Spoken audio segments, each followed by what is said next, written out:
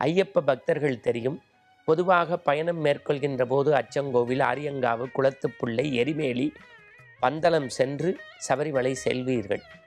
இன்றைக்கும் பந்தளத்திலே மணிகண்டன் பயன்படுத்திய அந்த ஆபரணங்கள் பொன்னாபரண பெட்டியிலே வைத்து மகர சங்கராந்தி அன்று அகில பாரத ஐயப்ப சேவா சங்கமும் நம்முடைய பந்தள ராஜகுமார அந்த மரபிலே வரக்கூடியவர்கள் பொன்னாபரண பெட்டியை எடுத்து வர கருடன் வானத்திலே வட்டமிட அது ஐயப்பனுக்கு அலங்காரமாய் போட்டு தூபதீப ஆராதனை காட்டக்கூடிய அதே நேரத்தில் புல்மேட்டுக்கு அருகிலே எதிரிலே விண்நட்சத்திரத்தில் ஒரு நட்சத்திரமாக ஜோதி ஸ்வரூபமாக ஐயப்பன் தோன்றி தோன்றி மறையக்கூடிய காட்சியை நாம் பார்க்கின்றோம்.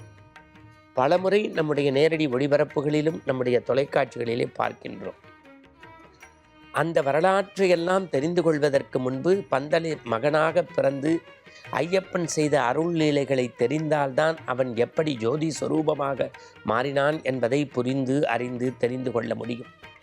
பந்தளத்தில் ராஜாவாகிய ராஜசேகர மன்னனின் வளர்ப்பு பிள்ளையாக மட்டுமல்லாமல் சொந்த பிள்ளையாக பாவித்து ராணி அந்த மாணிக்க குழந்தையை வளர்த்தாள். பாசமும் நேசமும் நாள்தோறும் தங்கத்தட்டில் வெள்ளிக்கரண்டியில் சாப்பிட்டு வளர்ந்த மணிகண்டன் மீது அளவற்ற அன்பு கொண்டார். காரணம், தங்களுடைய வாரிசு ஒரு பிள்ளை கிடைத்து விட்டதே என்று காலங்கள் உருண்டோடியது. இறைவனுடைய அருள் கொடையினால் ராணியினுடைய வயிற்றிலும் ஒரு கரு உண்டாக குழந்தை பேறு கிடைத்தது. காலங்கள் உருண்டோடியது, கடிகாரமுள் சென்றது.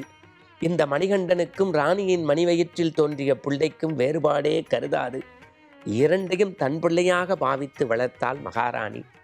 12 ஆண்டுகள் சென்ற பிறகு இந்த ராஜசேகர மன்னன் தன்னுடைய மூப்பின் காரணமாக எப்படி தசரத சக்கரவர்த்தி தனக்கு பின்பு குலத்தினுடைய மூத்த குழந்தை ராமனுக்கு முடிசூட்டு விழா பட்டாபிஷேகம் என்றானோ அதுபோல இந்த ராஜசேகரன் தன்னுடைய மூத்த பிள்ளையாகிய மணிகண்டனுக்கு முடிசூட்டு விழா என்று சொல்ல மக்களெல்லாம் மகிழ்ச்சி, ஊர்வன, பரப்பன, நடப்பன என்று எல்லாம் விழாக்கோலம் கொண்டிருக்கக்கூடிய நேரத்தில் அந்த அரசவையில் இருந்த ஒரு மந்திரியினுடைய மதிமயக்கத்தால் மதிக்கிறக்கத்தால் ராணியின் மனதை கூனி எப்படி கைகேயியை மாற்றி ஆலிஷூல் உலகமெல்லாம் பரதனை ஆட நீ போய் தாளிரும் சடைகள் தாங்கி தாங்கரும் தவமேற்கொண்டு புண்ணிய துறைகளாடி என்று ராமனை காட்டுக்கு அனுப்பி பரதனை பட்டாபிஷேகம் ஊட்டுவதற்கு ஆயத்தப்படுத்தினாலோ அதுபோல கூனி போல ஐயப்பனுடைய வரலாற்றில் ஒரு மந்திரி ராணியினுடைய மனதை கரைக்க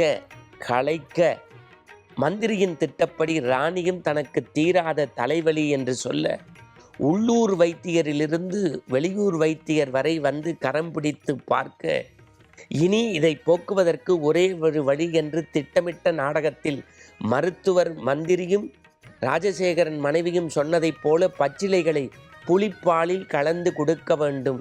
அப்படி கொடுத்தால் தாயின் தலைவலி தீர்க்கும் என்று சொல்ல ராஜா விக்கித்து நிற்க புலிப்பாலுக்கு எங்கு போவது என்று கேட்க தாயின் தலைவலியை தீர்க்க தாரக பிரம்மமாய் மாதா பிதா குரு தெய்வம் மாத்ரு தேவோபவ பித்ரு தேவோபவ குரு தேவோபவ என்று தன்னுடைய அவதாரத்தை பூர்த்தி செய்வதற்கு அவதார நோக்கத்தை நிறைவேற்றுவதற்கு இந்த மண்ணில் கலியுக வரதன் கண்கண்ட தெய்வம் நானே சென்று கானகத்திற்கு புலிப்பால் கொண்டு வருவேன், விடை கொடுங்கள் விடை கொடுங்கள் விடை கொடுங்கள் என்று தேசமே ஸ்தம்பித்து நின்றபோது தாயின் தலைவலி தீர்ப்பதற்கு முக்கனுடைய தேங்காயை வைத்து சில பொருட்களை வைத்து கொண்டு அதையே இருமுடியாக சுமந்து கொண்டு கானகம் நோக்கி வன்புலி வாகனன் வனத்தில் இருப்பவன் 18 படிகளில் இன்றைக்கு இருக்கக்கூடிய அந்த ஐயப்பன் தாயின் தலைவலியை தீர்க்க தாரக பிரம்மமாய் புலிப்பால் எடுத்து வர புறப்பட்டான்.